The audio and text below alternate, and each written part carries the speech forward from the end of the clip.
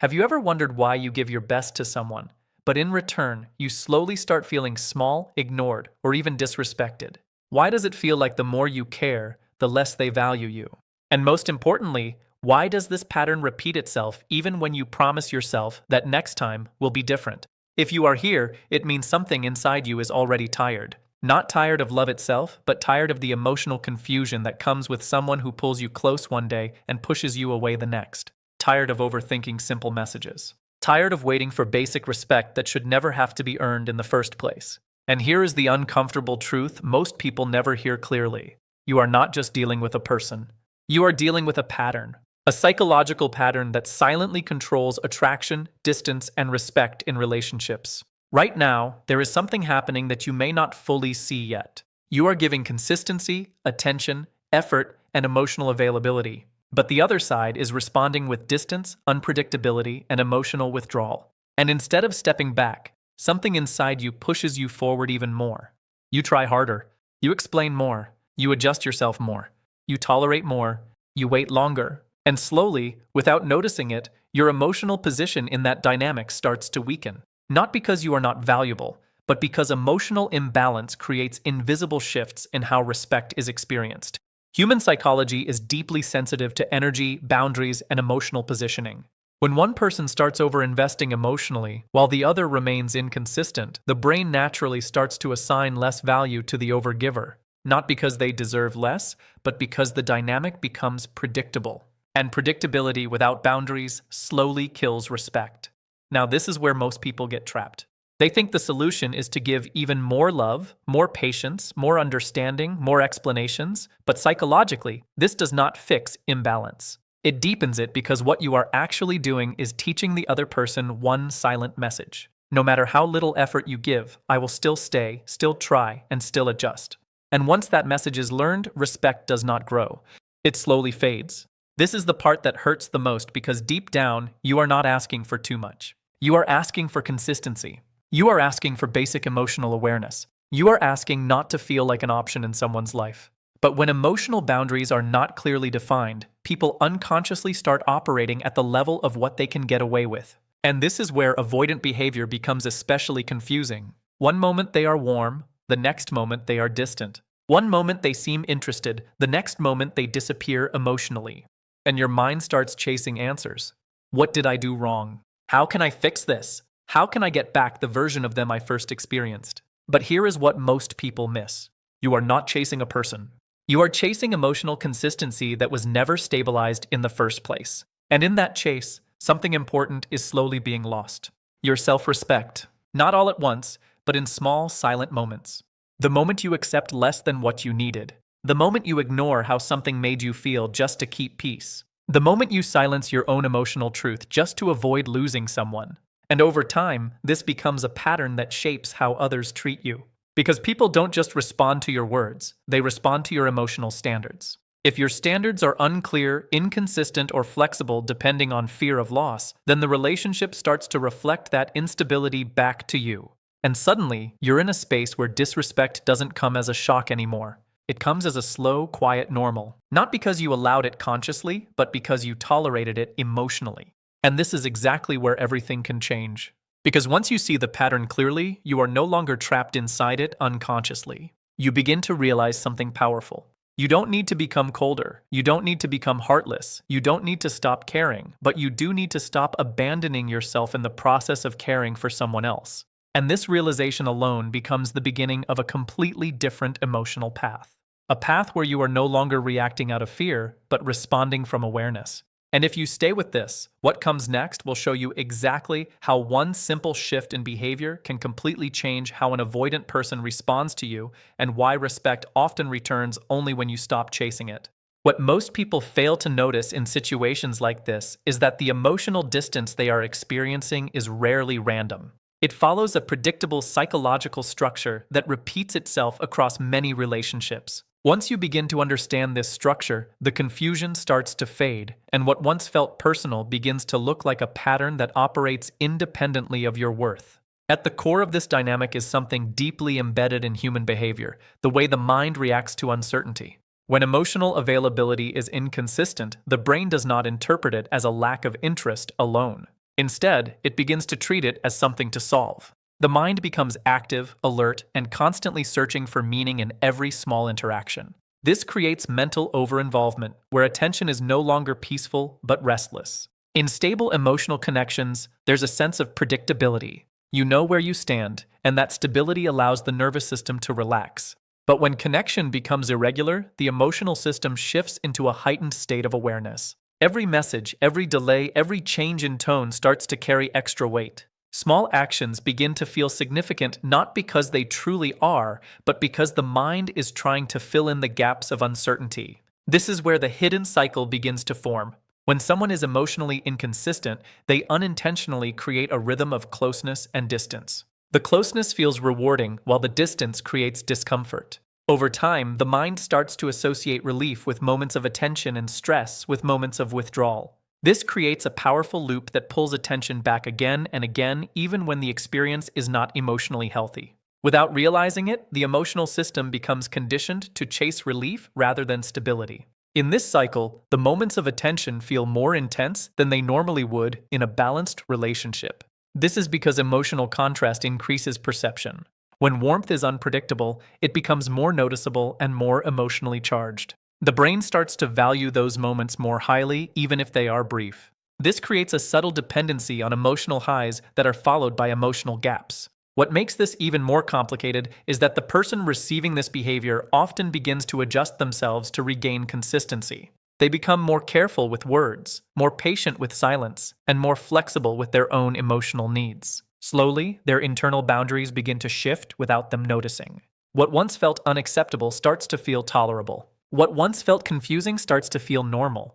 This adjustment is not intentional. It is a psychological response to inconsistency. The mind naturally seeks stability, and when stability is not given, it tries to create it by adapting behavior. At the same time, the person on the other side who tends to lean avoidant in emotional expression often experiences closeness differently. For them, increased emotional intensity can feel overwhelming rather than comforting.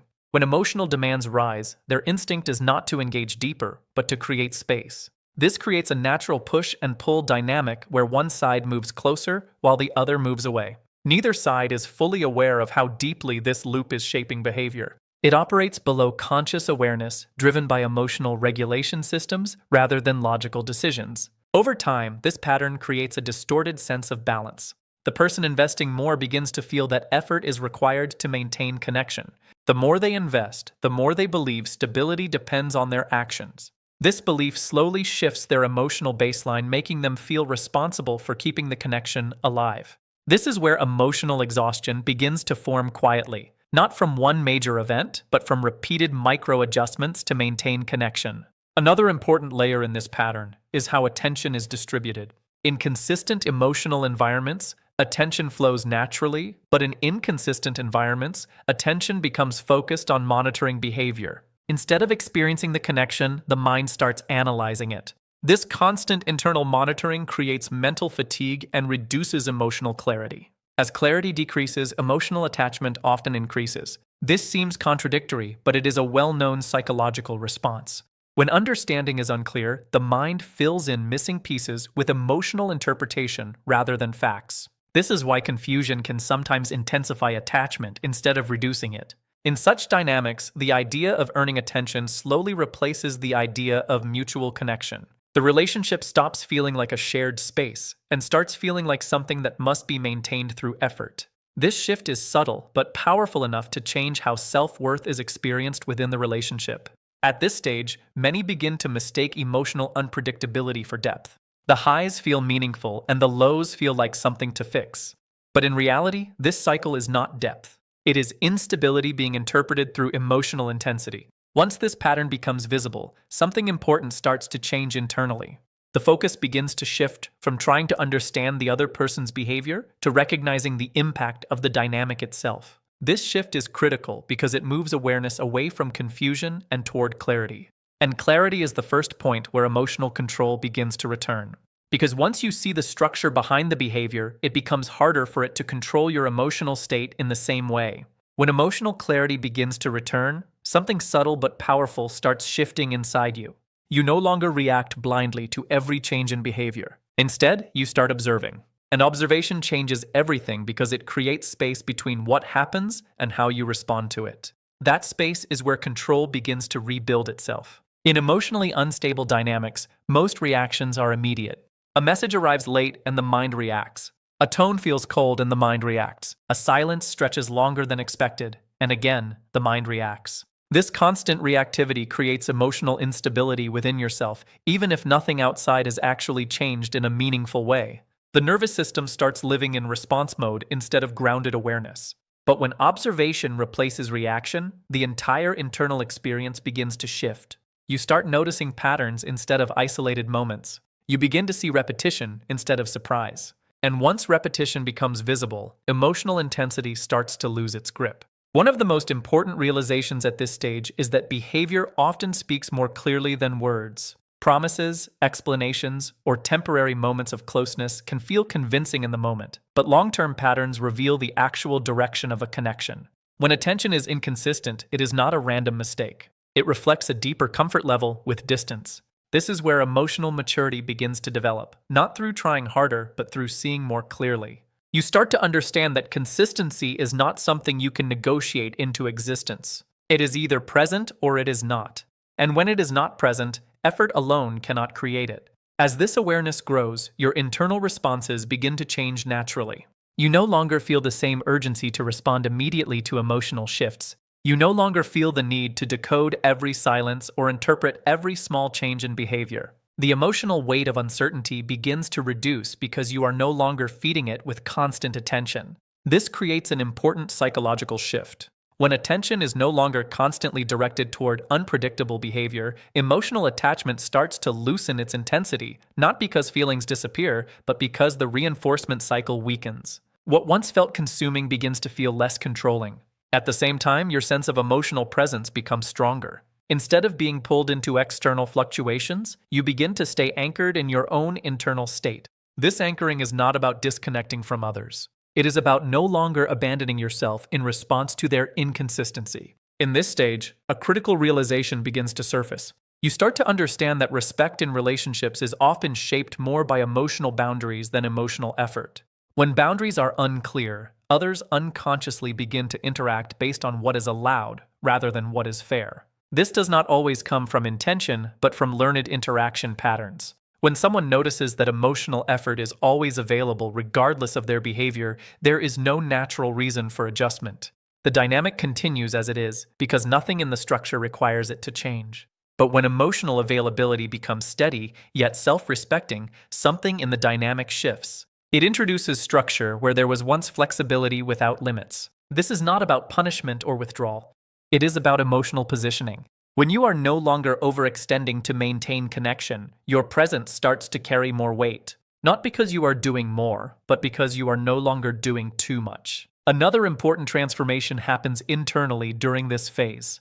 You begin to separate emotional value from emotional access. In earlier stages, access to someone's attention could feel like validation, but now, validation begins to come from your own stability rather than their response. This reduces dependency and strengthens internal balance. As this internal balance strengthens, emotional reactions become less extreme.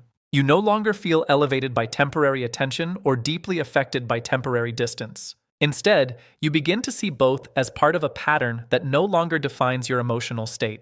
This is where self-respect starts to take a clearer form, not as a concept, but as behavior. You stop adjusting your emotional truth to fit uncertain dynamics. You stop reshaping your needs based on fear of loss. And you stop interpreting inconsistency as something you need to fix through effort. What replaces this is a quieter, stronger awareness. An awareness that connection should not require constant emotional strain. It should not require self-abandonment, and it should not require confusion to sustain interest. At this point, the focus is no longer on trying to change the other person's behavior. The focus shifts toward maintaining your own emotional alignment, because when your internal state becomes steady, external instability loses its ability to fully disrupt you. And this is where the foundation of real emotional strength begins to form. As emotional alignment becomes stronger, something very important starts to happen in your behavior without effort. You begin to stop over-explaining yourself. Not because you are holding back, but because you no longer feel the need to convince anyone of your value. This shift is quiet, but it completely changes how others respond to you. In earlier stages, there is often a strong urge to make things understood, to clarify intentions, to fix misunderstandings quickly, to prevent distance by filling every silence with explanation. But over time, this pattern starts to weaken. You begin to realize that understanding cannot be forced through repetition. It either exists naturally or it does not exist at all. When you stop trying to force understanding, your communication changes. It becomes lighter, clearer, and more intentional. You no longer speak from emotional urgency.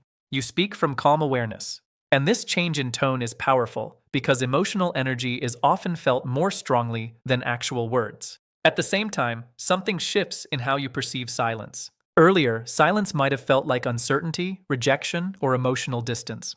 But now, silence starts to feel neutral. It is no longer filled with assumed meaning. It is simply space, and that space no longer disturbs your inner state. This is a major psychological turning point because when silence stops controlling your emotional response, the cycle of overthinking begins to lose its foundation. Without constant interpretation, the mind becomes quieter. And when the mind becomes quieter, emotional pressure reduces significantly. Another important change appears in how you respond to inconsistency. Instead of trying to correct it, explain it, or stabilize it through effort, you begin to observe it without emotional escalation. This does not come from indifference. It comes from understanding that inconsistency is a reflection of the other person's internal structure, not something you can fix through personal adjustment. This realization brings emotional relief because it removes responsibility that was never yours to carry. You are no longer trying to manage someone else's patterns while neglecting your own emotional well-being. That energy returns back to you, and it starts strengthening your internal balance. As this balance grows, your presence naturally becomes more stable. You are no longer easily pulled into emotional highs and lows created by external behavior. Instead, you remain centered. This centering is not forced. It develops through repeated moments of choosing yourself over reaction. In this state, something subtle but significant begins to happen in relationships. People start to notice the change in your availability. Not because you are absent, but because you are no longer emotionally overextended. Your responses carry more calmness. Your engagement carries more intention. And your boundaries become more defined without explanation. This often leads to a natural recalibration in dynamics. When emotional access is no longer unlimited, behavior tends to adjust. Not always immediately, and not always in the way you expect, but the imbalance that once existed begins to lose its stability. Because dynamics rely on consistency in roles, and when one role changes, the entire structure shifts. At this stage, it becomes clear that respect is not something that can be demanded through emotional intensity. It is shaped through internal positioning. When you consistently place yourself in a position of emotional self-respect, interactions begin to reflect that position over time. Another transformation happens internally. You stop measuring your value based on someone's reaction. Their attention no longer defines your emotional state. Their withdrawal no longer defines your self-worth. This separation is crucial because it breaks the cycle of dependency that often fuels emotional imbalance. Instead, your focus begins to move towards stability that is independent of external validation.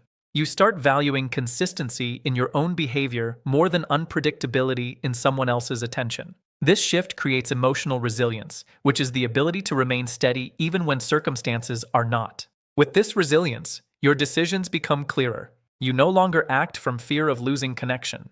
You act from awareness of what aligns with your emotional well-being. This does not make you distant. It makes you selective in how you invest your energy. And when energy is no longer freely given without consideration, the way others engage with you begins to change. Not because you are trying to change them, but because the structure of interaction is no longer the same. This is where emotional maturity fully starts to show itself. Not in controlling others, but in controlling your own participation in unhealthy cycles. Not in demanding better treatment, but in no longer remaining in situations where treatment is inconsistent with your emotional standards. At this point, something very important becomes clear. You are no longer trying to be chosen. You are choosing yourself first, and that choice becomes the foundation of every interaction that follows.